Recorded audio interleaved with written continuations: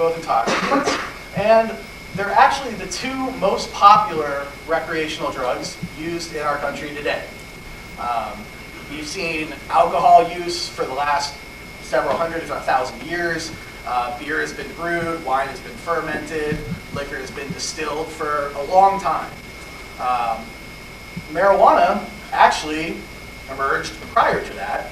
There is evidence of as far back as 7,000 years ago, people in Asia using marijuana for therapeutic purposes.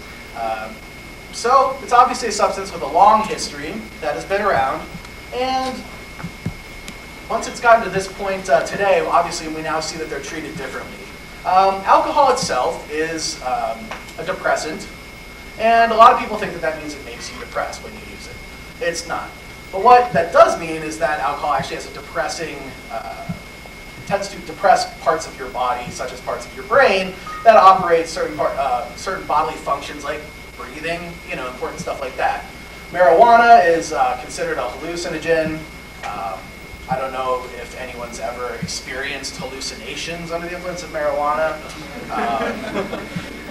I certainly have not ever heard any first-hand accounts of such, but you never know. But really, when we look at these two drugs and we look at what they're used for, they're generally used for the same reasons, right? I mean, why do people drink? Do you guys have any thoughts on why people choose to consume alcohol? Anyone? Party. What was that? Party. Party. Absolutely. Drinking's fun, right? Yeah, you heard it here first. No, you guys all know that people drink to have a good time, to elevate their mood, to relax, to relieve stress and anxiety. Some people enjoy the taste. They like a certain type of wine with their dinner. People drink to celebrate. They drink to improve experiences. When you go to a concert, when you go to a party, it's a social lubricant. It gets you having a good time. It gets you talking. Is that like a lubricant laugh?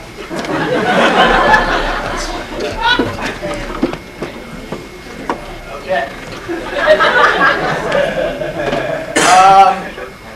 It is a social lubricant. It's something that people use, and it makes them a little more open to meeting people, to talking.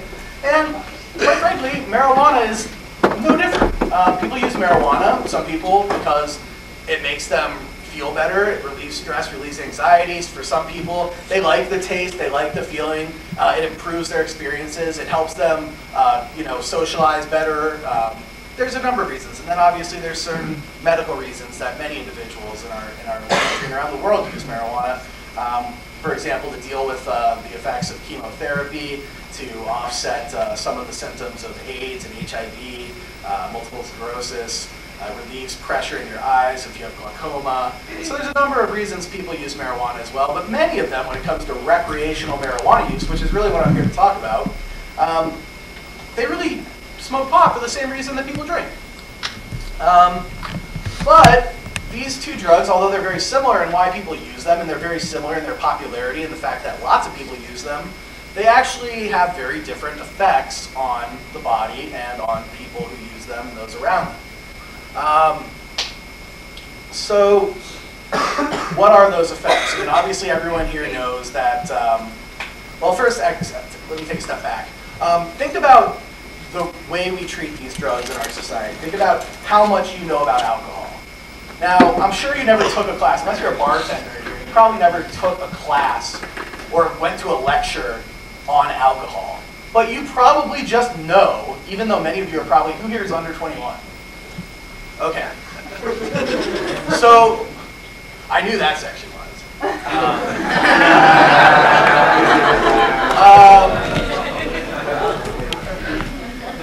Even if you're under 21, you've never used any of these substances or never really formally learned about them, you know that there's beer, and there's wine, and there's vodka, and there's rum, and there's whiskey, and there's champagne, and there's, you know that there's different types of beer, there's different types of each of these, there's dark rum, there's light rum, there's different potencies of alcohol, you've got Everclear and grain alcohol, which we know is way more potent than, say, beer.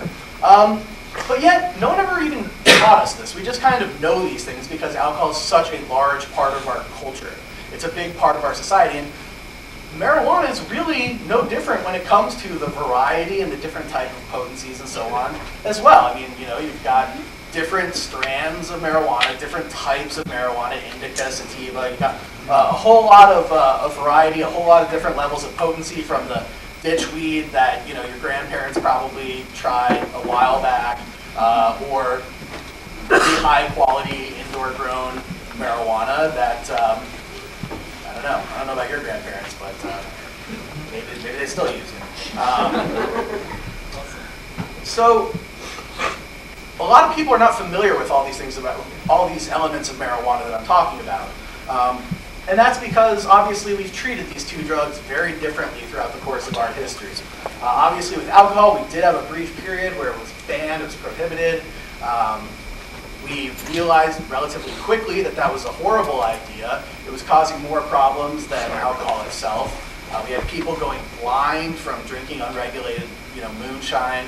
We had organized crime and bootlegging taking place. We had, you know, absolutely no form of regulation with regards to young people getting a hold of it. And ultimately, this resulted in our repealing the 18th Amendment and getting rid of prohibition, deciding it didn't work. Yet, immediately following that, we did decide to really formalize marijuana prohibition, which is more or less the same concept with a different substance, and a substance that is almost as popular. When it comes to alcohol, about 90% of this country has tried alcohol. Over 70% has alcohol at least once a year, once a month. When it comes to marijuana, the latest numbers are that roughly 50% of the country has used marijuana in their lifetime, and roughly 20% say they use it on a regular basis, or a monthly basis, about 17% on a regular basis. And these numbers, both for alcohol and marijuana, I'm sure are not quite as high as they should be. Obviously, someone calls you up or comes to your door, asks you, I'm doing a survey for our government, do you use an illicit narcotic? Probably a lot of people are going to be hesitant to say they do, and obviously someone who maybe does drink every afternoon might be a little reluctant to tell the stranger that they do so. So far more people drinking, far fewer people using marijuana, and what we suggest in the book is that this is really the result of how we've treated these two substances over an extended period of time. Marijuana became illegal pretty quickly after, like I said, after alcohol became legal.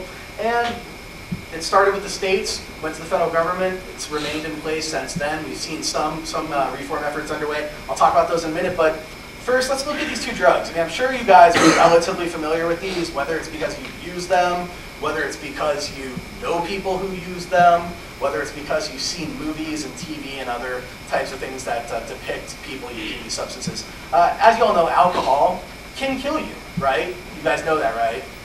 I mean, have you ever seen a TV commercial that says that? I actually haven't. I don't know if anyone in the room has. Do you think that that'd be kind of a big one, right? That'd be like maybe a better commercial than your dog will talk to you if you smoke pot. Apparently it's not as important. But like I said, alcohol is a depressant. It affects your brain in many ways. And what it really does is it depresses part of your brain that controls very central bodily functions like breathing. And that's why when people drink far too much, they get alcohol poisoning. Something that typically tends to happen is their brain shuts down and no longer is telling them to breathe. And they asphyxiate and they die. We see a lot of long-term health effects associated with alcohol use, ranging from cirrhosis of the liver, liver disease, you've all heard these before, cancers. There's actually recent studies that just came out that suggest that moderate alcohol use can actually contribute to the likelihood of developing cancer over time. Now, I am not against alcohol, I'll say that right now. I am for talking about the actual harms associated with it, though. Do I think alcohol should be illegal? Absolutely not. I think adults should have the ability to use alcohol responsibly, but I think it's important that we tell people the facts about it. If you're maybe genetically disposed to breast cancer or prostate cancer or any other type of cancer, you should know that there are studies that find that you are heightening the risk for developing that cancer by drinking, even moderately and not excessively.